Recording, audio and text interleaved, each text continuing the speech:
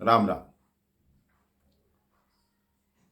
कहते हैं कभी कभी भगवान अपने भक्त के लिए ऐसी व्यवस्था कर देते हैं जो भक्त ने सोच भी नहीं रखी होती।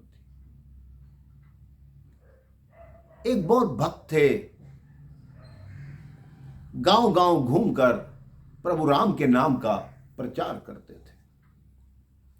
एक दिन वो एक गांव में पहुंचे। वहां एक छोटा सा राम मंदिर था।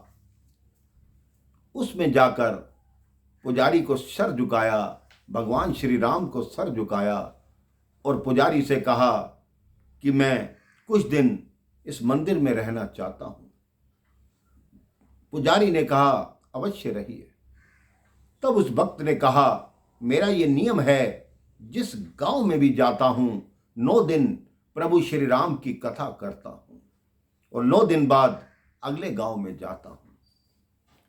पुजारी जी ने कहा आप कथा करिए, लेकिन एक बात बताना चाहता हूं, इस गांव के लोगों को राम कथा सुनने में कोई रुचि नहीं है। आप कथा करते रहिए, कोई भी उस कथा में नहीं आएगा। उस भक्त ने कहा मुझे अपनी कथा प्रभु श्री राम को सुनानी है, मुझे भक्तों से क्या मतलब। लोग आए ना आए वो उनकी इच्छा।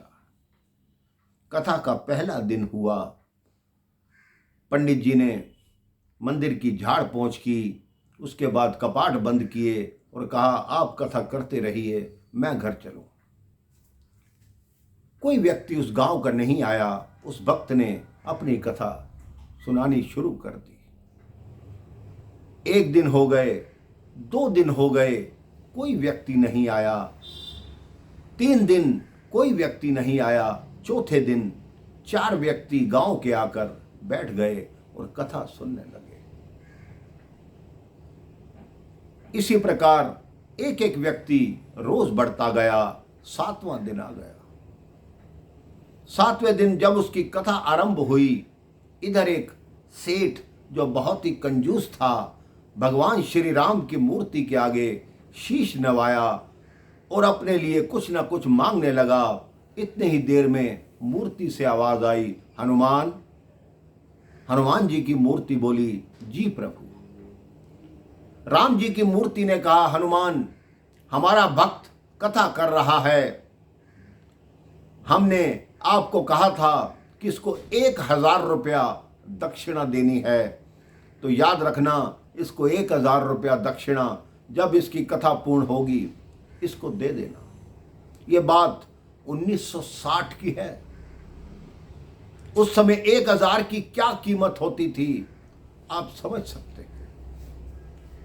उस सेठ ने सुना कि भगवान कह रहे हैं कि इस भक्त को 1000 रुपये देंगे, तो क्यों ना मैं इस भक्त से पूरा ठेका कर लूं और 500 रुपये इसको दूं और इसको बोल दूं कि जितनी भी दक्षिणा आएगी वो सारी मेरी, तो 500 रुपये का मुझे मुनाफा हो जाएगा। सेठ जी भी जाकर उस कथा में बैठ गए। उन्होंने कथा के अंत में भक्त जी से कहा कि भक्त जी कितनी दक्षिणा आती है। भक्त जी ने कहा यहाँ तो 1-2 रुपया आती है। तो सेठ जी ने कहा ऐसा करो, मैं आपको 500 रुपये देता हूं और आपको कथा के अंत तक जितनी भी दक्षिणा आएगी वो सब मेरी। भक्त जी ने कहा जैसी आपकी इच्छा। भक्त जी ने 500 रुपये ले लिए और पुजारी जी को दिए कि कल के लिए प्रसाद की व्यवस्था कीजिए और परसों के लिए भंडारे की व्यवस्था कीजिए। 8वें दिन प्रसाद के लालच में गांव के काफी लोग आ गए। उनको प्रसाद दिया गया। सबको बताया गया कि जब कथा की पूर्ण आहुति होगी 9वें दिन, तो उस दिन सबको भंडारा भी खिलाया जाएगा। 9वां दिन आ गया, भंडारा आरंभ हो गया। अब सेठ जी ने उस भक्त जी को बुलाया, भगत जी इधर आओ, कितनी दक्षिणा आई। भक्त जी ने कहा देखिए, मैं तो जहां बैठा था वहां से उठ के आ गया, उस व्यास गद्दी पर आप जाकर देख लो कि कितनी दक्षिणा आई। सेठ जी ने जाकर देखा तो कुल वहां पर 15 रुपए दक्षिणा आई थी। सेठ जी को बड़ा क्रोध आया कि ये क्या हुआ, उस भक्त से बोले कि तुमने पैसे छुपाए हैं। भक्त जी ने कहा मैंने कुछ नहीं छुपाया। तो वो सेठ भगवान श्री राम की मूर्ति के आगे फिर जाके खड़ा हो गया कि आप झूठ बोलते हो, आपने कहा था कि 1000 रुपये दक्षिणा देंगे और आपने दिए ही नहीं। वो इतना क्रोधित हो उठा कि उसने अपना पैर पटका। हनुमान जी की जो मूर्ति थी उसके पांव पे जैसे ही पांव मारा, सेठ का पांव वहीं पकड़ा गया। अब सेठ जी पैर हटाने की बात सोचें, हनुमान जी पांव नहीं छोड़ रहे थे। राम जी ने कहा हनुमान जी, मैंने आपको कहा था कि मेरे भक्त को 1000 रुपये दक्षिणा देना, आपने तो अभी 500 दिलाई है।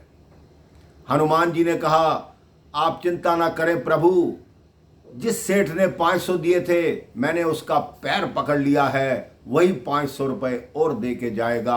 आपके भक्त को पूरी 1000 रुपये की दक्षिणा मिलेगी। अब वो सेठ पैर छुड़ाने की कोशिश करे लेकिन छूटे नहीं। उसने क्षमा मांगी और अपनी जेब से 500 रुपये निकाल कर जब उस भक्त को दिए, तब हनुमान जी ने उसका पांव छोड़ा। तब सेठ को समझ आया कि भगवान अपने भक्त के लिए कोई भी व्यवस्था करनी हो, किसी भी ढंग से अपने भक्त तक जरूर पहुंचाते हैं।